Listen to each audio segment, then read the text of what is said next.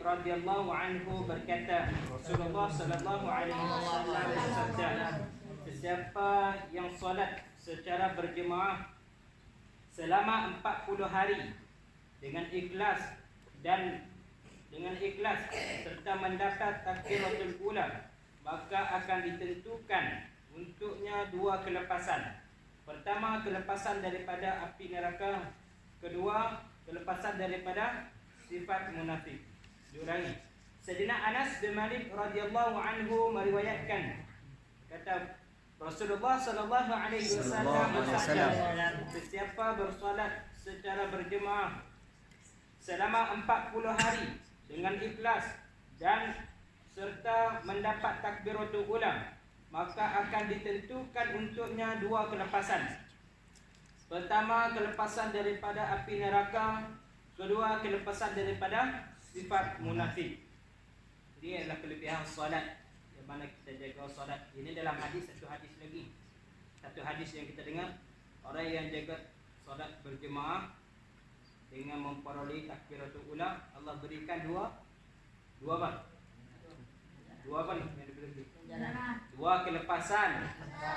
Kelepasan yang pertama kelepasan daripada api neraka. Kelepasan yang kedua sifat munafik. Sifat munafik. Apa sifat munafik ni? Apa munafik ni? Munafik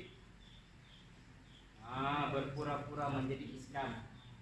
Zahirnya menjadi Islam, tapi dalam dia tu bukan Islam. Dia kufur dengan Allah. Buat pakaian, pakai baju, pakai serban, ikut sunnah Nabi. Kalau sudah sok-sok ni bukan ni. Zikir, Nabi kita zikir. Tapi dalam hati kufur. Ini orang yang ada sifat munafik. Orang yang jaga takbiratul ula ni, dua kelepasan akan diberikan pada dia. Hidup di dunia, Allah berikan kelepasan daripada sifat munafik. Dia bukan berpura-pura jadi Islam, tapi dia betul-betul orang Islam. Dia betul-betul mentaati apa yang diperintah oleh Allah, beramal dengan ditunjuk oleh Nabi SAW. Di akhirat nanti, yang diberkatnya dia jaga solat, nanti berjemaah, takbiratul ula berboleh 40 hari, dapat daripada api neraka. Ni kita bukan 40 hari ni, lebih daripada 40 hari ni. Jadi kita semua ni pakat-pakat jaga takbiratul ula, insya-Allah nah. Insya-Allah. Tapi ada juga ni tunggu orang siap Al-Fatihah, tak rokok je baru masuk. Jaga takbiratul ula. Ada kelebihan dia. Takbiratul ula saja, bukan rokok lagi, bukan sujud lagi, bukan tahiyat lagi. Dulu kita muzakarah sifat para sahabat, sifat yang pertama. Hari ini kita nak muzakarah sifat yang kedua. Apa sifat yang kedua? Solat khusyuk. Solat khusyuk dan kuduk. Maksud daripada solat khusyuk dan kuduk ni apa? Kita nak bawa ketaatan di dalam sembahyang tadi, keluar sembahyang. Macam mana? Di dalam sembahyang kita baca Quran. Kita baca Quran, kita berzikir. Kita ni menghadap diri kepada Rabb kita. Kita menghadap Allah. Kita jaga pandangan kita, perbuatan kita. Kita jaga semua dalam sembahyang. Zikir kita, hati kita, pandangan kita, semua yang di bawah. Kita tawaduknya kita di hadapan Allah. Kita nak bawa sifat di dalam sembahyang ni, keluar sembahyang. Luar sembahyang pun tetap kita nak membaca Al-Quran. Hati kita tetap kita ingat pada Allah. Zikir kita, lisan kita, perbuatan kita ni tetap mentaati perintah Allah. Jaga pandangan kita tetap di bawah. Maknanya apa? Tak tengok perkara yang maksiat. Dia jaga pandangan dia, bukan dalam sembahyang dia tengok mata dah. Dia jaga pandangan dia dalam sembahyang. Dia jaga taat segala perintah, segala gerak geri dia tu mentaati perintah Allah. Di dalam sembahyang tu kita nak bawa di dalam sembahyang juga. Saat dia duduk, saat dia makan, saat dia duduk, ketika mana sekalipun dia nak bawa ketaatan dalam sembahyang ni keluar sembahyang. Apa kelebihan orang yang sembahyang ni? Orang yang sembahyang ni apa kelebihan? Allah berikan lima jaminan. Satu di dunia, 4 di akhirat. Satu di dunia ni apa? Yang semua manusia tidak usahakan. Allah satu di dunia ni apa? Allah akan angkatkan kesepitan hidup di dunia. Kesepitan hidup di dunia Allah akan angkatkan. Walaupun dia tidak kaya, dia tak ada kereta yang mewah, bangunan rumah tinggi-tinggi, dia tak ada. Tetapi kehidupan dia tu Allah akan angkatkan kesepitan hidup dia nak. Orang ada harta banyak, ada kereta banyak biji, motor banyak biji, rumah banyak biji, bini pun banyak, tapi tidur tak ada nak. Susah fikir dengan harta, fikir dengan keluarga dia, fikir nak bayar tu. Duit dapat ibu-ibu, bayar rumah, bayar kereta 5 biji, bayar motor 5 biji, bayar ikat bini, habis duit. Hidup tak tenang. Hari-hari dia usaha untuk dunia. Tetapi orang yang jaga solat 5 waktu ni jaminan Allah. Ni jaminan Allah. Yang pertama, Allah angkatkan keseditan hidup di dunia. Allah angkat. Yang kedua, jaminan Allah. Allah akan angkat azab kubur. Yang mana Nabi sallallahu alaihi wasallam beritahu, pertama kali kita masuk dalam kubur, itulah persinggahan pertama alam barzakh di akhirat nanti. Persinggahan pertama di akhirat ialah kubur. Kalau di kubur kita sudah sangkut, kalau di kubur kita lekat, maknanya soal mungkar nakir kita disoal tak lepas. Tak dijawab, jawab tak lepas, kita tak tahu. Dia tanya, "Marabbuka, siapa Tuhan kamu?" Tak tahu nak jawab. "Man nabiyuka, man ikhwanuka, man kibratuka?" Di mana semua kita tak boleh jawab. Kita tak boleh jawab. Di kubur kita sangkut. Nanti kita cepat naik pada masyar, tiang sirat. Semua kita akan sangkut. Maknanya di kubur kita kena azab, di tempat lain lagi-lagi lah kita kena azab. Tetapi orang jaga 5 waktu, 5 jaminan. Yang pertama tadi, angkat keseditan hidup dunia. Yang kedua, azab kubur. Yang azab kubur tadi, ada lagi banyak siksaan tentang azab kubur. Kubur akan impit sehingga tulang rusuk akan berjaga antara satu sama lain. Tulang rusuk kita ni akan berjaga. Maknanya hancur kubur. Akan digolek-golek atau di bawah api neraka pula. Tapi orang jaga Al-Quran, ingat, orang jaga Al-Quran, beramal dengan Al-Quran, mati 1000 tahun pun jasad dia macam tu. Bukan kerana jasad dia, kain kafan dia pun macam baru tanam. Padahal 1000 tahun mati. 1000 tahun. Mana ada manusia hidup 1000 tahun? Dia sudah mati 1000 tahun tapi jasad dia masih utuh. Elok. Kain kafan yang balut dia tu pun tak reput. Bukan sekadar tu, kayu yang keliling dia tu pun, itu pun tak makan anak-anak. Orang jaga Al-Quran, beramal 30 juz dalam sebulan. Al-Quran akan jaga dia sampai di depan pintu syurga. Ini jaminan Allah Subhanahu wa taala. Diangkatkan azab kubur. Yang ketiga, diberikan buku amalan di sebelah tangan kanan. Yang mana kita dengar guru kita bagi tahu, kalau dapat buku amalan di sebelah tangan kanan ni, tentulah bahawa dia ni ahli syurga. Buku amalan di sebelah tangan kanan ni, tengok maksud dalam kitab buku amalan dia. Dia baca sendiri. Tak ada malaikat-malaikat yang tolong baca buku amalan dia, tak ada. Dia baca sendiri. Apabila dia baca buku amalan dia, tekan dia buat maksiat tu, dia ingat pada Allah. Ketika tu betul-betul dia buat tu. Dia ingat sendiri ketika dia buat tu. Tak ada malaikat nak baca, takut malaikat nak tipu. Tak ada. Dia sendiri yang baca buku amalan dia. Dia ambilkan sebelah tangan kiri. Kalau dia asyik dia. Tetapi orang jaga 5 waktu, di sebelah tangan kanan. Diberikan jaminan oleh Allah. Buku amalan di sebelah tangan kanan. Menentukan bahawa dia tu ada kebaikan dia tu. Maknanya dia ahli syurga.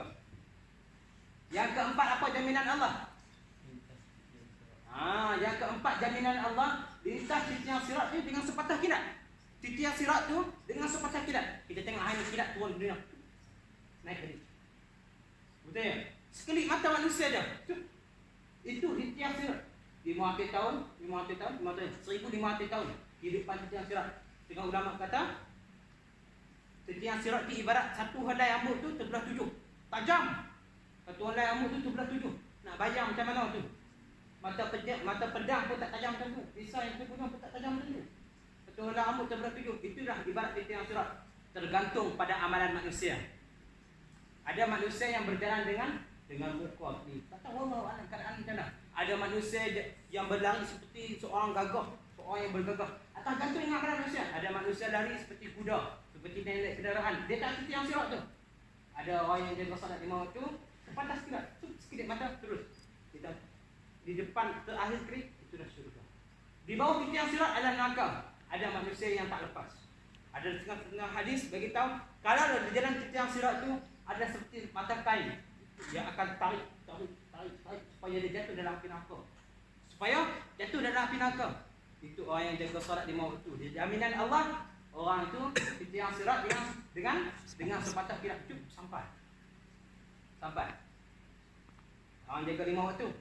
Dan yang kelima apa? Yang kelima, masuk syurga tanpa hisap. Masuk syurga tanpa hisap. Subhanallah. Kita yang cakap, tak apa hisap. Dah, kalau lah hisap tu hisap yang berat, beban kita. Habis kita. Kita kerja untuk apa? Dapat duit. Duit itu kita guna untuk apa? Kita boleh makan. Makan tu kita makan benda halal atau benda haram. Pekerjaan kita haram ke halal.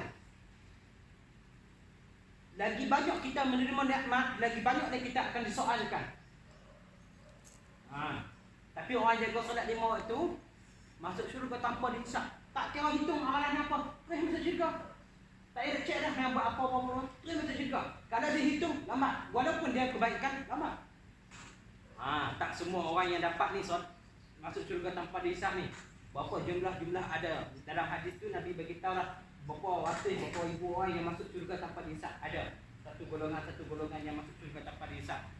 Ingat Nabi Sulaiman alaihissalam yang menerimakan nikmat yang begitu banyak. Nabi Sulaiman yang masuk syurga pada terakhir kali. Walaupun dia seorang Nabi, kena nikmat yang banyak. Pemerintahan jin, angin, segala semua, burung hudhud, semua segala binatang semua diberi perintah. Jin Ifrit, jin paling kuat pun dia beri perintah. Nabi Sulaiman raja segala binatang. Nabi Sulaiman perintah. Jin, burung, semua ikut Nabi Sulaiman. Tapi Nabi Sulaiman masuk syurga. Walaupun dia seorang Nabi, tetap dia masuk syurga. Tapi yalah, siapa sanggup nak tunggukan benda yang baik? Tunggu lama. Siapa sanggup? Sayyidina Umar ketika dia jadi khalifah, dia waktu tengah malam dia keluar bersama seorang penjaga, keluar di keliling Madinah, tengok apa yang berlaku. Ketika mana tengah malam angin yang sejuk. Kalau kita tengah malam tepi pantai pula tengok angin. Ini malam. Ini angin sejuk ni. Sayyidina Umar lari dekat batu tu. Sumi. Maka yang penjaga kata, wahai khalifah, wahai Amirul Mukminin, ini angin supaya kita minta pada Allah. Bukan kita minta pada Allah, kita tak minta pada Allah, tapi Allah berikan pada kita. Kata Sayyidina Umar, aku takut nikmat aku kurang di dalam syurga. Aku takut nikmat aku kurang di dalam syurga. Kita berapa banyak kita makan sedap-sedap. Hari-hari kalau boleh kita nak makan sedap-sedap, betul ya? Kita tak pernah fikir pun adakah kurang nikmat aku dalam syurga ni? Adakah kurang? Yang tu tengok fikir ni adakah kurang ke? Yang tu bukan syurga, tu confirm neraka. Jom, habis. Kita walaupun kita tak tentu kita ni siapa, ahli syurga pun ataupun ahli neraka, sekurang-kurangnya kita taat perintah Allah. Sekurang-kurangnya kita ikut perintah Allah. Solat aku ni setiap kali semayang ni, aku ni setiap kali semayang ni tak khusyuk. Buat apa aku nak semayang? Buat apa aku nak semayang? Baik aku tak nak semayang kalau tak khusyuk. Syaitan pandai, tapi kita lawan perkara tu. Dia lebih baik. Jadi itulah kelebihan. Kalau kita nak tengok kelebihan, banyak lagi kelebihan dalam solat ni. Kelebihan solat ni banyak. Kalau kita tanya pada orang yang dapat tentang kelebihan solat ataupun tengok pelajaran tentang kelebihan solat ni, banyak sangat. Banyak. Yang tadi kita baca bahawa orang yang jaga takbiratul ula akan dapat 2 kelepasan. Takbiratul ula, bukan rokok, bukan sujud iktidal apa semua ada lagi. Orang yang jaga solat 5 waktu, kita beritahu tentang kelebihan dia tadi. Banyak lagi kelebihan ni. Tapi kalau kita nak tahu, kita kena mengaji lagi.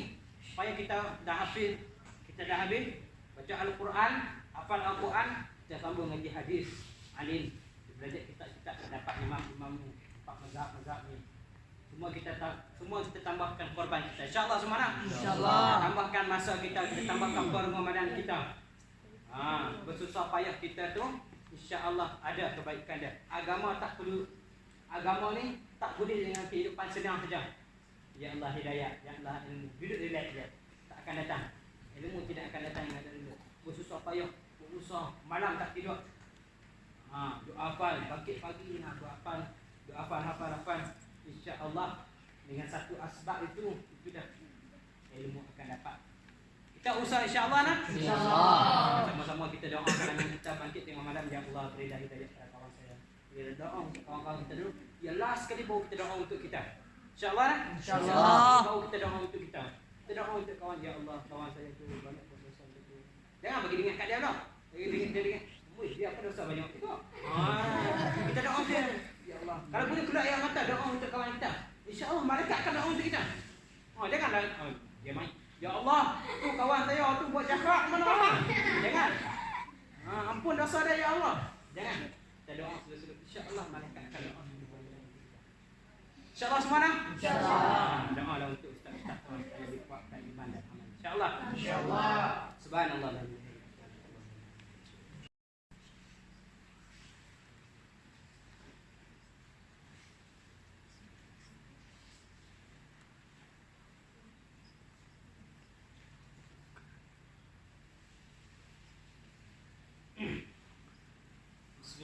Bismillahirrahmanirrahim. Sayyidina Anas bin Malik radhiyallahu anhu berkata, Rasulullah sallallahu alaihi wasallam bersabda, sesiapa yang solat secara berjemaah selama 40 hari dengan ikhlas serta mendapat takbiratul ula, maka akan ditentukan untuknya dua kelepasan. Pertama, kelepasan daripada api neraka. Kedua, kelepasan daripada sifat munafik. Diulangi. Sayyidina Anas bin Malik radhiyallahu anhu meriwayatkan, kata Rasulullah sallallahu alaihi wasallam bersabda, sesiapa bersolat secara berjemaah selama 40 hari dengan ikhlas dan serta mendapat takbiratul ula, maka akan ditentukan untuknya dua kelepasan. Pertama, kelepasan daripada api neraka. Kedua, kelepasan daripada sifat munafik. Ini adalah kelebihan solat, yang mana kita jaga solat. Ini dalam hadis, satu hadis lagi. Satu hadis yang kita dengar, orang yang jaga solat berjemaah dengan memperoleh takbiratul ula, Allah berikan dua apa yang diberi? Dua kelepasan. Kelepasan yang pertama, kelepasan daripada api neraka. Kelepasan yang kedua, Sifat munafik.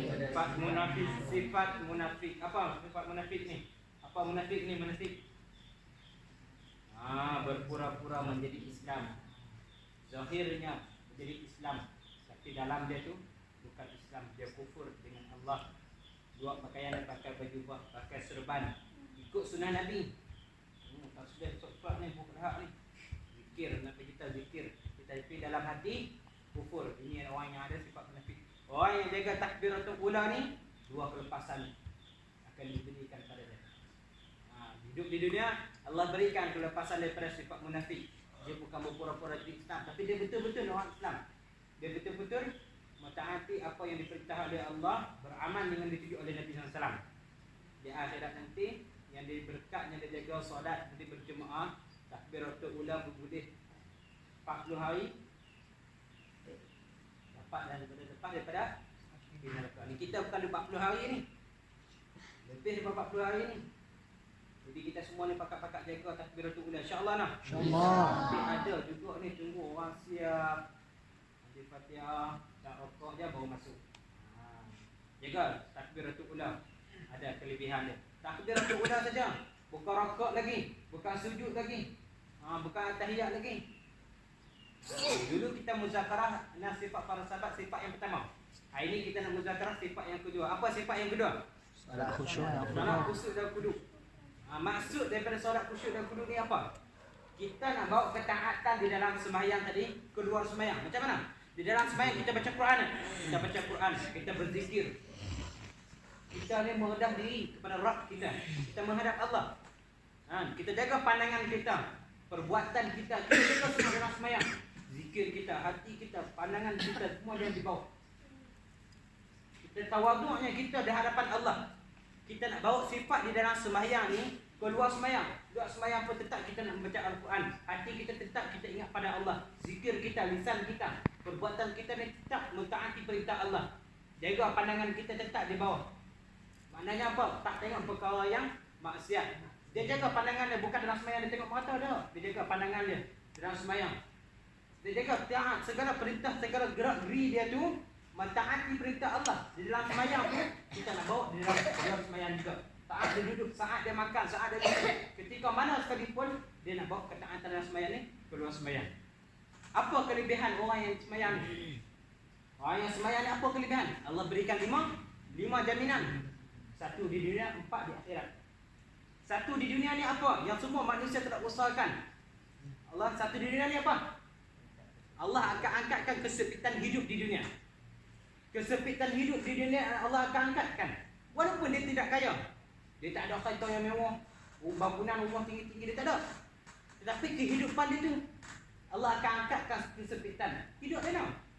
Orang ada harta banyak, ada kereta banyak biji, motor banyak biji, rumah banyak biji, bini pun banyak, tapi tidur tak ada nak.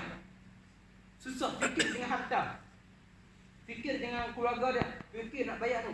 Duit dapat ibu-ibu, bayar rumah, bayar kereta 5 biji, bayar motor 5 biji, bayar kat bini habis duit. Hidup tak tenang. Hari-hari dia usaha untuk dunia. Tetapi orang yang jaga solat 5 waktu ni jaminan Allah, Yang pertama Allah angkatkan keseditan hidup di dunia. Allah angkat. Yang kedua jaminan Allah. Allah akan angkat azab kubur. Yang mana Nabi sallallahu alaihi wasallam beritahu, pertama kali kita masuk dalam kubur itulah persinggahan pertama alam barzakh di akhirat nanti. Persinggahan pertama di akhirat ialah kubur. Kalau di kubur kita sudah sangkut, kalau di kubur kita lekat, maknanya soal mungkar nakir kita disoal tak lepas. Tak dijawab, jawab tak lepas, kita tak tahu. Dia tanya, "Marabbuka, siapa Tuhan kamu?" Tak tahu nak jawab. "Man nabiyuka, man ikhwanuka, man kibratuka?" Di mana semua kita tak boleh jawab. Kita tak boleh jawab. Di kubur kita sangkut. Nanti kita tempat lain pada masyar, di tiang sirat. Semua kita akan sangkut. Maknanya di kubur kita kena azab, di tempat lain lagi-lagi lah kita kena azab. Tetapi orang jaga 5 waktu, 5 jaminan. Yang pertama tadi, angkat kesempitan hidup dunia. Yang kedua, azab kubur. Yang azab kubur tadi, ada lagi banyak siksaan tentang azab kubur. Kubur akan impit sehingga tulang rusuk akan berjaga antara satu sama lain. Tulang rusuk kita ni akan berjaga. Maknanya hancur kubur. Akan digolek-golek, akan dibawa api neraka. Tapi orang jaga Al-Quran, ingat, orang jaga Al-Quran, beramal dengan Al-Quran, mati 1000 tahun pun jasad dia macam tu. Bukan kerana jasad dah, kain kafan dia pun macam baru tanam. Padahal 1000 tahun mati. 1000 tahun. Mana ada manusia yang hidup 1000 tahun? Dia sudah mati 1000 tahun tapi jasad dia masih elok. Kain kafan yang balut dia tu pun tak reput. Bukan kerana tu, kayu yang keliling dia tu pun, itu pun tak makan anak-anak. Orang jaga Al-Quran, beramal 30 juz dalam badan.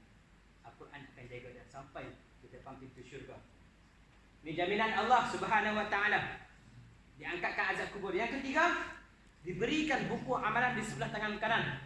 Yang mana kita dengar guru kita bagi tahu, kalau dapat buku amalan di sebelah tangan kanan ni, tentulah bahawa dia ni ahli syurga. Buku amalan di sebelah tangan kanan ni, tengok manusia dia letak buku amalan dia. Diberikan baca sendiri. Tak ada malaikat-malaikat yang tolong baca buku amalan dia, tak ada. Dia baca sendiri. Apabila dia baca buku amalan dia, tekan dia buat maksiat tu, dia ingat pada Allah. Ketika tu betul-betul dia buat tu. Dia ingat sendiri ketika dia buat tu. Tak ada malaikat nak baca, takut malaikat nak tipu. Tak ada. Dia sendiri yang baca buku amalan dia. Dia ambilkan sebelah tangan kiri. Kalau dia asyik je. Tetapi orang jaga 5 waktu di sebelah tangan kanan. Diberikan jaminan oleh Allah. Buku amalan di sebelah tangan kanan. Menentukan bahawa dia tu ada kebaikan dia tu. Maknanya dia ahli syurga. Yang keempat, apa jaminan Allah? Yang keempat jaminan Allah, lintas titian sirat tu dengan sepatah kilat. Titian sirat tu dengan sepatah kilat. Kita tengok hanya kilat turun dunia.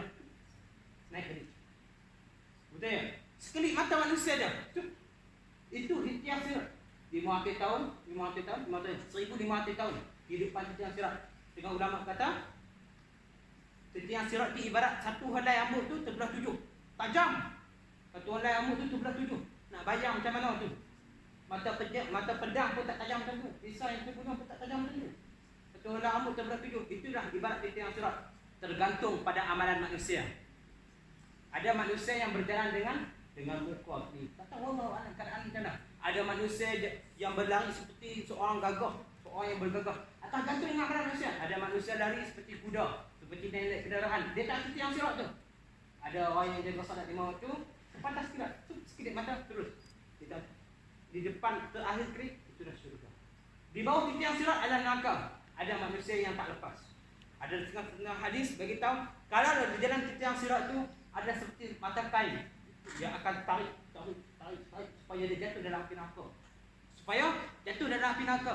Itu orang yang jaga solat 5 waktu. Di jaminan Allah, orang itu titian sirat dengan sepatah kilat sampai. Orang jaga 5 waktu. Dan yang kelima apa? Yang kelima, masuk syurga tanpa hisap. Masuk syurga tanpa hisap. Subhanallah. Kita yang cakap, tak apa hisap tu.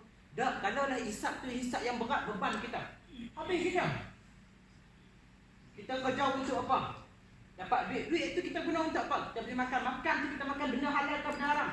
Pekerjaan tu pekerjaan kita haram ke halal.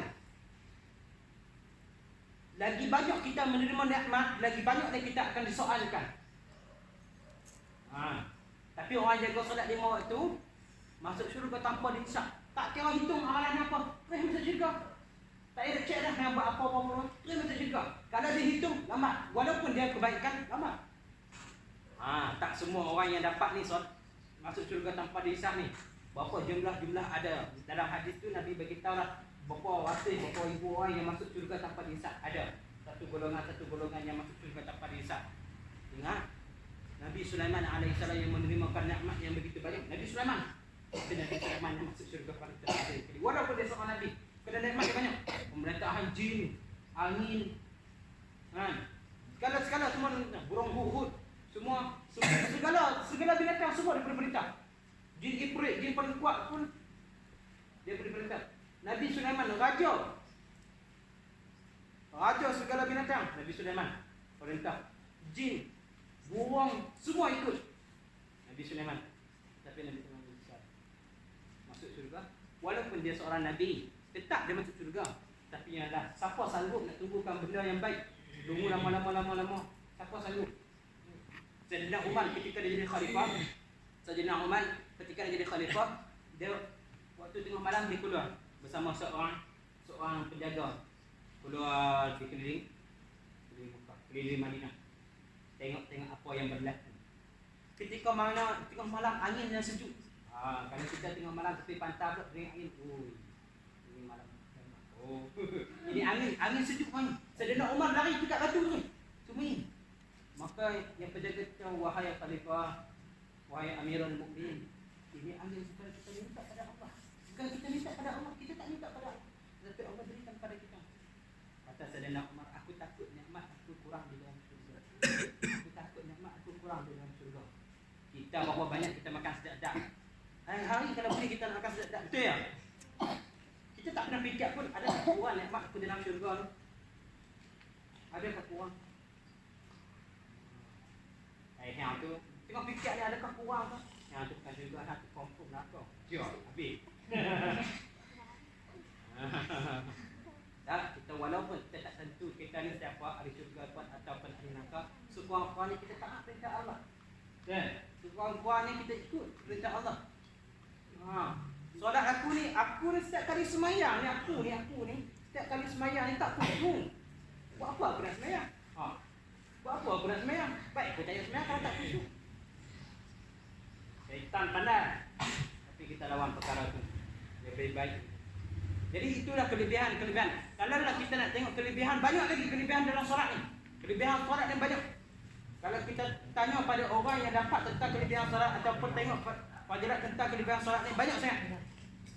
Banyak. Yang tadi kita baca bahawa orang yang jaga takbiratul ula akan dapat 2 kelepasan. Takbiratul ula, bukan rokok, bukan sujud i'tidal apa semua ada lagi. Orang yang jaga solat 5 waktu, kita beritahu tentang kelebihan dia tadi. Banyak lagi kelebihan ni. Tapi kalau kita nak tahu, kita kena mengaji lagi. Supaya kita dah habis baca Al-Quran, hafal Al-Quran, kita sambung ngaji hadis, alim, belajar kitab-kitab dapat imam-imam ni, empat mazhab ni. Semua kita tambahkan korban kita. InsyaAllah semua nak? InsyaAllah. Tambahkan masa kita tambahkan Ramadan kita. Bersusah payah kita tu, InsyaAllah ada kebaikan dia. Agama ni tak boleh dengan kehidupan senang saja. Ya Allah hidayah, ya Allah ilmu. Duduk relax je, tak akan datang. Ilmu tidak akan datang dengan dulu. Bersusah payah, berusaha, malam tak tidur. Doa hafal, bangkit pagi nak hafal, doa hafal. InsyaAllah dengan satu asbab itu dah ilmu akan dapat. Kita usaha insyaAllah nak? InsyaAllah. Sama-sama kita doa kita bangkit tengok malam. Ya Allah beri hidayah pada kawan saya. Beri doa untuk kawan-kawan kita dulu. Ya last sekali baru kita doa untuk kita. InsyaAllah nak? InsyaAllah. Baru kita doa untuk kita. Kita doa untuk kawan. Ya Allah kawan saya tu banyak dosa tu. Jangan bagi dengar kat dia lah. Dia dengar. Dia apa dosa banyak juga. Kita doa dia. Ya Allah. Kalau boleh keluar air mata doa untuk kawan kita. InsyaAllah malaikat akan doa untuk kita. Janganlah dia main. Ya Allah, tu kawan saya tu buat jahat mana orang. Jangan. Ampun dosa dia ya Allah. Jangan. Kita doa selalu. InsyaAllah malaikat akan doa. InsyaAllah semua nak? InsyaAllah. Doa lah untuk ustaz-ustaz kawan saya dikuatkan iman dan amal. InsyaAllah. InsyaAllah. InsyaAllah. Subhanallah.